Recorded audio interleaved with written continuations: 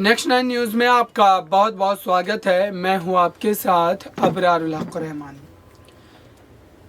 केंद्रीय मंत्री नितिन गडकरी ने जो बयान दिया है, उस बयान के बाद अब काफ़ी ज़्यादा बवाल मचता नजर आ रहा है। आपको बताऊं कि इस समय जिस तरीके से बीजेपी में कहीं ना कहीं नितिन गडकरी को लेकर चर्चाएं तेज़ हो गई है, क्योंकि उन पर सभी की नज़रें टिकी हुई है। दरअसल नितिन गडकरी ने जिस तरीके से महाराष्ट्र की सियासत से राजनीतिक सफ़र को तय करते हुए आज केंद्र की सियासत में अपनी जगह बनाई है और जितने वरिष्ठ नेताओं में वो शुमार किए जाते हैं, उसके बावजूद भी बीजेपी ने उन्हें केंद्रीय चुनाव समिति से बाहर किया, संसदीय बोर्ड से बाहर किया, और जिसके बाद ये माना जा रहा था कि वो कोई ना कोई बड़ा कदम उठा सकते, लेकिन ऐसा होता हुआ नज़र नहीं आया। फिलहाल 2024 लोकसभा चुनाव को लेकर फिर से एक बार उनके द्वारा जो है बयान दिया गया, जिस बयान के बाद काफ़ी ज़्यादा बवाल मचता हुआ नजर आ रहा है।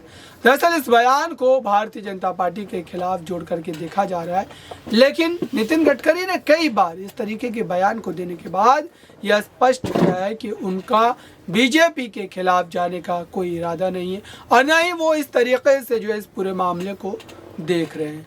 आने वाला समय काफ़ी ज़्यादा दिलचस्प होने वाला है देखने के लिए कि नितिन गडकरी का इस बयान का कितना असर पड़ता है। उससे पहले हमारी इस खास रिपोर्ट को देखिए और आप समझिए कि नितिन गडकरी और बीजेपी के भीतर इस वक्त क्या चल रहा है। मित्रों, देश में नरेंद्र मोदी जी ने का जब से शासन आया, किसान सेंट्रिक ढेर सारी योजनाओं को मोदी जी ने गति देने का काम किया है। कोऑपरेटिव मंत्रालय बनने के बाद उसमें भी ढेर सारे फैसले हुए।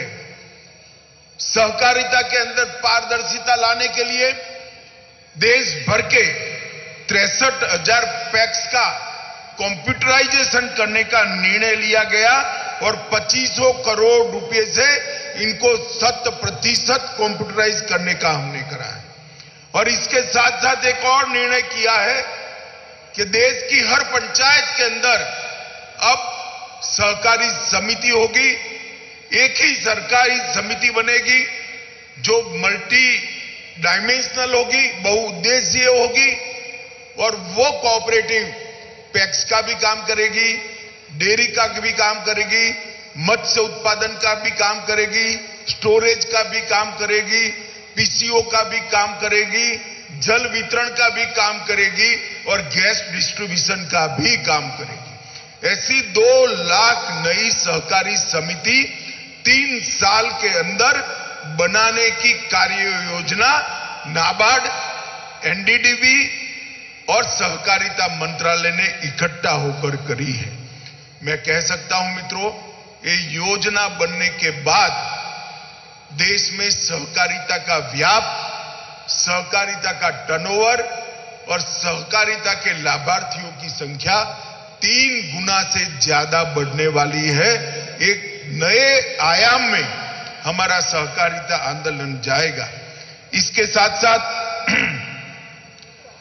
जो ऑर्गेनिक प्रोडक्ट्स हैं उसको अमूल मॉडल पर इसका मुनाफा दुनिया भर में बेचकर सीधा किसान के पास जाए, इसके लिए एक मल्टी स्टेट कोऑपरेटिव की स्थापना हो रही है। इसके साथ साथ बीज उत्पादन के लिए और भारतीय बीजों की नस्ल के संवर्धन के लिए उसके लिए भी मल्टी स्टेट कोऑपरेटिव सोसाइटी बन रही है। और कोऑपरेटिव को एक्सपोर्ट करना हो, इसके लिए एक एक्सपोर्ट हाउस की रचना भी कोऑपरेटिव बेसिस पर हम करने जा रहे हैं। इस सारे काम के लिए नया मैन पावर, एक ट्रेन मैन पावर मिले, इसलिए सहकारिता विश्वविद्यालय यूनिवर्सिटी भी बनाने का हमारा प्लान है। कहां पर गैप है वो ढूंढने के लिए समग्र देश की सारी कोऑपरेटिव्स का एक डेटाबेस बनाने का काम भी हमारा चालू हो गया है। और ये सारे काम सुचारू रूप से हो, इसलिए सहकारिता नीति भी हम बनाने की शुरुआत कर दिए हैं, जिसमें सुरेश पूर्व रेलवे मंत्री सुरेश प्रभु की अध्यक्षता में हमने एक कमेटी बना दी है। सहकारिता समितियों को फाइनेंस बहुत अच्छे तरीके से मिल सके, इसलिए नाबार्ड के साथ साथ एनसीडीसी की भूमिका को भी हम विस्तार करने जा रहे हैं। चुनाव पारदर्शी हो इसलिए एक मॉडल एक्ट भी बनाकर हमने सभी राज्यों को भेज दिया है। बहुराज्य सहकारी सोसाइटी अधिनियम के अंदर पारदर्शिता लाने के लिए और रिस्पॉन्सिबिलिटी तय करने के लिए एक बिल भी आया है जो स्टैंडिंग कमेटी के पास गया है, और राज्यों को इस सहकारिता कानून के अंदर भी परिवर्तन के लिए हमने ढेर सारे प्रयास किए हैं। इसके साथ साथ पहले कंपनियों से ज्यादा टैक्स सहकारिता सोसाइटियों से वसूला जा रहा था। मुझे आनंद है कि गत बजट के अंदर मोदी जी ने कोऑपरेटिव को कंपनी के 8 पार कर कोऑपरेटिव सोसाइटी पर के टैक्स को 12% से घटाकर 7% सरचार्ज को किया है, और वैकल्पिक कर को 18% से घटाकर 15% किया है।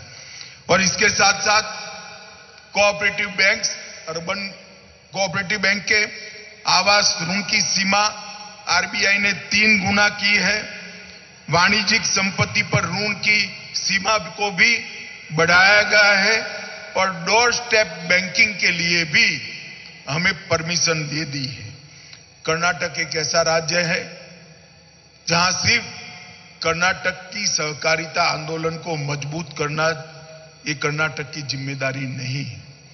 यहां कुछ ऐसे आदर्श खड़े करने होंगे जिससे देश भर के राज्यों को एक संदेश जाए, और यहां से बेस्ट प्रैक्टिसेस को लेकर देश भर के राज्य अपने अपने राज्य के अंदर सहकारिता का नया मॉडल बना पाए।